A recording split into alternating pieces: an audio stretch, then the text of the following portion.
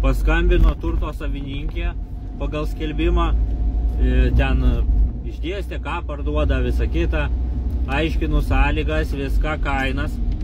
Sako, ai, tai čia jūs nepigiausi. Sakau, tai mes į pigumą ir nepretenduojam. Sakau, jeigu jūs norit pigaus agento, tai tikrai, sakau, ne čia pataikėt. Kreipkitės, yra jų pilna, sakau, ten. Tai sakau, po metų paskambinsit po to.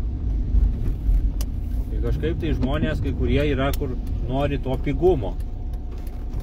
Tai už pigiai ir prastom sąlygom jūs gausite tiesiog prastą paslaugą. Prastos kokybės paslaugą gausite. Tai va, kad pigiai ir gerai padarytų, nu, aš abejoju. Nebent pasiseka, ne? Jeigu pasiseka arba per mažai paprašėt už savo turtą, tai tada ir pigus agentas parduotų. Tada bet kas parduotų apskritai už pigiai. Tai va. Bet jeigu norit rimtai parduoti, maksimalia kaina, tai turi būti rimtas darbas atliktas, o ne kažkur nutrenkti ten porą skelbimų. Turi būti sistemingai atliekamas darbas kiekvieną dieną. Tai va. Norite rimtai parduoti turtą, kreipkitės dangausturtai.lt. Iki.